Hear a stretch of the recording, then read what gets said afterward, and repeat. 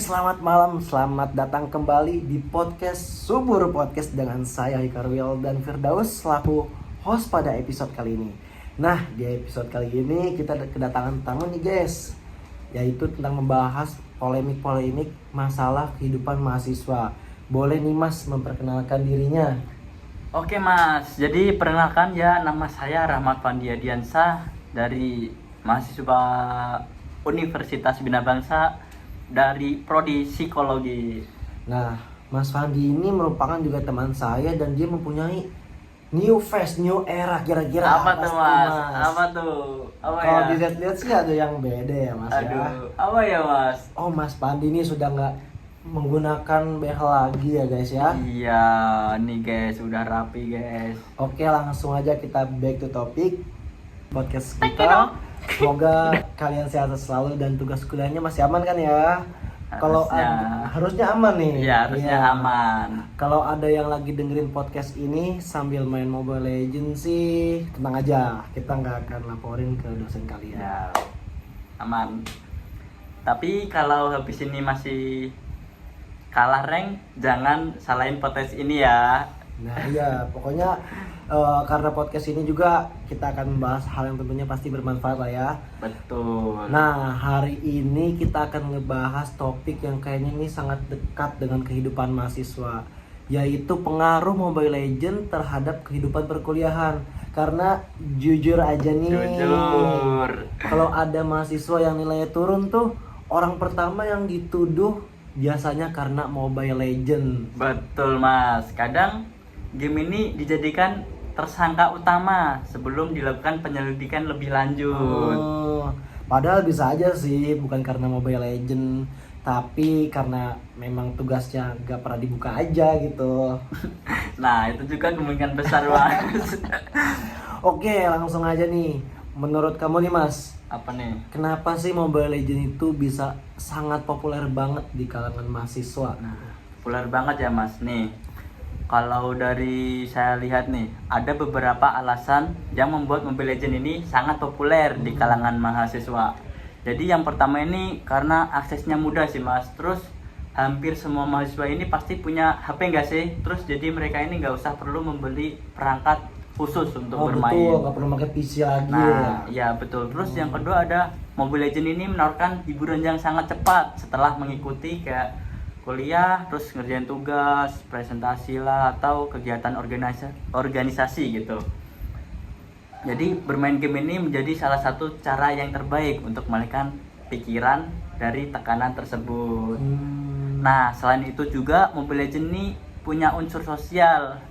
Kayak mahasiswa ini bermain bersama teman-temannya. Jadi bukan hanya soal game Mas, tapi juga tentang interaksi sosial dia, kayak ada bercandanya juga dan menghabiskan waktu bersama. Oh gitu, iya sih. Kadang niatnya bukan karena main game, tapi karena kita dekat sama teman kita kayak, wah kurang satu nih buat rank, min satu gitu kan. Setuju. Nah, betul tuh. Dan yang menarik ini dalam psikologi nih Mas. Dalam psikologi sosial ini ada konsep bahwa manusia ini memiliki kebutuhan untuk menjadi bagian dari kelompok. Nah, ketika teman-temannya ini sedang bermain bersama, orang ini cenderung ingin ikut bergabung agar tetap merasa terhubung gitu dengan kelompok tersebut. Jadi kadang yang dicari ini bukan sekedar kemenangannya, tapi juga kebersamaan dengan teman-temannya Mas. Oh gitu. iya sih, betul banget sih. Soalnya kalau teman-teman lagi mabar kita nggak ikut tuh kesannya kayak, kayak ketinggalan banget nih gitu kan, kayak dianggap gitu kan. Padahal kan yang dibahas ini biasanya kan bukan gosip, tapi siapa yang lagi feeding gitu. Waduh, wah itu sensitif sih, ya. Nah, saya punya pertanyaan nih Mas, yang mungkin juga dirasakan banyak mahasiswa. Kenapa sih Mobile Legends itu susah banget buat ditinggal? Karena saya sering lihat orang bilang tuh satu game lagi, one match lagi, tapi satu game itu bisa merubah jadi 5 game. Aduh, kalau dijelasin dari psikologi nih Mas, salah satu teori ini yang relevan adalah teori behaviorisme dari B.F. Skinner Mas. Jadi menurut teori ini, perilaku yang menghasilkan pengalaman menyenangkan nih Mas akan cenderung untuk diulangi. Nah, dalam Mobile Legends ini kan ada banyak bentuk penghargaannya Mas. Kayak misalnya menang pertandingan terus dapetin MVP tuh Mas. Terus kayak naik rank, terus dapat achievement atau hanya dapat pujian dari teman gitu kan. Wah, kamu gigi banget kayak gitu tuh. Jadi setiap kali pemain ini mendapatkan penghargaan tersebut ini muncul rasa seneng gitu Mas, kayak dan puas. Jadi otak ini kemudian mengasosiasikan permainan itu dengan pengalaman positif sehingga muncul keinginan untuk mengulanginya. Jadi itulah sebabnya banyak orang yang merasa sulit untuk berhenti bermain. Jadi mereka ini terus mengejar pengalaman menyenangkan yang bersama. Oh, jadi sebenarnya tuh yang bikin susah berhenti itu bukan cuma gamenya, Iya. tapi rasa puas jadi menang gitu. Nah, betul Mas. Bahkan bagi sebagian pemain ini naik dari epic ke legend, kalau enggak dari legend ke mythic itu bisa memberikan kepuasan yang sangat luar biasa itu Mas, kayak merasa berhasil gitu mencapai target yang sebelumnya belum dicapai kayak gitu. Terus masalahnya ini setelah target itu tercapai nih Mas, biasanya nih target ada baru lagi, jadi prosesnya terus berlanjut kayak gitu. Oh, pantas aja ya. Banyak mahasiswa atau sekitar kita tuh kalau udah menang pengen lanjut, kalah juga pengen lanjut lagi gitu. Nah iya, kalau menang itu ingin mempertahankan kemenangan, tapi kalau kalah tuh ingin balas dendam Mas. Aduh, berarti jadinya intinya lanjut terus, gas Nah, terus gitu ya. kurang lebih begitu Mas. Oke. Nah, kalau ngomongin masalah pengalaman nih, buat Mobile Legends dan kuliah, saya jadi ingat pengalaman pribadi saya Mas. Apa tuh Mas? Dulu saya pernah punya tugas makalah yang deadline-nya tuh masih seminggu lagi. Karena masih lama, saya santai banget. Waduh, saya udah bisa nebak nih Mas, endingnya ke arah mana. Oke. Nah, mungkin pas malam pertama main ML, malam kedua main lagi, Iya. malam tiga main lagi. Lalu tiba-tiba muncul nih 1 hari sebelum deadline. Aduh, mendadak gitu ya Mas, jadi mahasiswa paling rajin sedunia kayak Betul gitu sekali. tuh. Nah, dalam satu malam tuh saya bisa ngetik ratusan bahkan ribuan kalimat dalam satu file itu Mas. Waduh, fenomena ini emang cukup sering sih Mas terjadi pada mahasiswa. Jadi banyak nih Mas mahasiswa itu kayak sebenarnya mampu ngerjain tugas itu lebih awal kayak. Jadi karena merasa masih punya banyak waktu gitu, jadi mereka memilih untuk melakukan aktivitas yang lebih menyenangkan terlebih dahulu. Jadi akibatnya pekerjaan terus ditunda hingga mendekati deadline kayak gitu tuh Mas. Kalau mahasiswa yang punya kekuatan super itu mungkin kali ya Nah, buat menyelesaikan mungkin. tugas dalam waktu semalam kayak Iya. membuat candi ya semalam tuh. Mungkin benar itu Mas. Jadi, Nah, kalau misalnya nih sekarang kita coba lihat dari sisi positifnya. Kalau dengar pembicaraan orang tua, kadang Mobile Legends itu seolah-olah penyebab seluruh masalah akademik di Indonesia. padahal kan tidak sesederhana itu ya Mas. Jadi jika dimainkan secara wajar nih, ML nih juga memiliki beberapa manfaat. Salah satunya ini kayak melatih kerjasama tim. Jadi dalam satu tim ini terdapat berbagai peran yang berbeda. Kayak ada yang jadi tank, ada yang jadi MM, ada yang jadi mage, terus ada yang jadi fighter, assassin, ataupun support gitu Mas. Jadi setiap peran ini memiliki tugas masing-masing yang harus dijalankan dengan baik. Jadi pemain ini harus belajar berkomunikasi, terus memahami kondisi dan menyesuaikan strategi agar mendapatkan tujuan bersama. Jadi kemampuan seperti ini sebenarnya juga dibutuhkan Mas, kayak dalam dunia perkuliahan, terutama ketika mahasiswa ini ngerjain tugas kelompok atau enggak dalam organisasi gitu. Oh, bedanya kalau tugas kelompok itu ada satu anggota yang hilang, kita nggak bisa report gitu ya Mas ya? Nah iya, sayangnya memang belum ada fitur report di tugas kelompok. Waduh.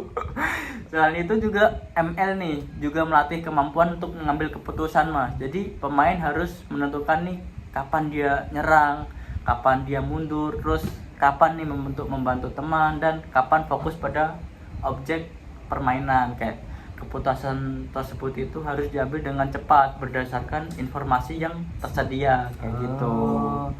Terus kalau misalnya keputusannya salah gimana tuh Mas? Ya itu Mas, biasanya muncul Divit. Kayak gitu. Kalau salah keputusan waktu kuliah, biasanya muncul notifikasi mohon revisi. Waduh. Oke. Jujur. Kalau misalnya tadi kita menyinggung masalah manfaat dan sisi positifnya, sekarang kita membahas menyinggung soal belajar. Saya pernah dengar nih ada teori pendidikan yang bisa menjelaskan hal tersebut, Mas. Betul sih Mas, kayak salah satunya ini Mas, ada satu teori konstruktivisme dari Jean Piaget. Jadi menurut Piaget ini, manusia ini belajar melalui pengalaman. Pengetahuan ini tidak hanya diperoleh dari mendengar atau membaca gitu, tapi juga melalui interaksi secara langsung dengan lingkungan dan pengalaman yang dialami. Jadi kalau kita kaitkan dengan ML ini nih Mas, proses belajar ini terjadi ketika pemain ini mencoba strategi tertentu, kayak awalnya dia gagal, terus memperbaiki kesalahannya pada pertandingan berikutnya. Kayak misalnya seorang ini mencoba hero baru, kayak meta Saberwap kayak gitu tuh Mas. Jadi dari situ ini ya mulai mencari tahu apa yang salah nih Mas. Jadi dia memperhatikan cara bermain pemain lain, lalu mencoba strategi yang berbeda. Jadi prosesnya nih mencoba, gagal, evaluasi. Nah, merupakan ini merupakan kayak hal yang membutuh pelajaran yang lebih baik. Nah, gitu, itu Mas masuknya. Berarti kalau misalnya saya pakai hero baru nih, itu kita belajar satu sama lain, belajar sabar gitu ya. Nah, belajar sabar gitu. Iya, tapi itu juga pengalaman belajar bagi semua pihak kayak gitu. Waduh, kasihan juga berarti tim saya kalau misalnya saya pakai Angela Hyper gitu. Waduh, kacau itu Mas. Oke nih Kak, oke. Nah, sekarang kita masuk yang lebih ke ranah serius nih Kak. Oke. Kira-kira kapan sih Mobile Legends ini mulai menjadi masalah bagi mahasiswa? Mobile Legends ini menjadi masalah ini pas ketika mulai mengganggu tanggung jawab akademik dan aktivitas sehari-hari nih Mas. Kayak misalnya nih, lebih memilih main ML daripada ngerjain tugas, terus mengurangi waktu belajarnya, dan bahkan mengorbankan waktu tidur demi bermain game, main ML itu untuk mencapai rank yang dia yang dia targetin kayak gitu tuh. Jadi dalam psikologi pendidikan ini, kondisi seperti ini sering dikaitkan dengan prokrastinasi akademik, yaitu kebiasaan menunda tugas meskipun seseorang ini tahu bahwa tugas ini tersebut penting dan harus segera diselesaikan. Nah, selain itu juga bermain hingga larut malam juga kayak mempengaruhi kualitas tidur gitu. Kayak ketika kualitas tidur menurun, konsentrasi saat kuliah juga ikut nurun dan kemampuan memahami materi jadi kurang optimal. Jadi dalam jangka panjang ini kondisi ini bertambah pada prestasi akademik sih Mas. Oh gitu. Jadi sebenarnya nih bukan gamenya yang otomatis membuat nilai mahasiswa itu jadi turun. Nah betul, yang jadi masalah ini ketika seseorang ini kehilangan kontrol terhadap waktu dan prioritasnya. Oke.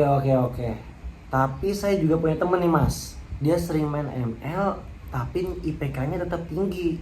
Nah itu juga bisa dijelasin melalui konsep self-regulasi dari Barry Zimmerman.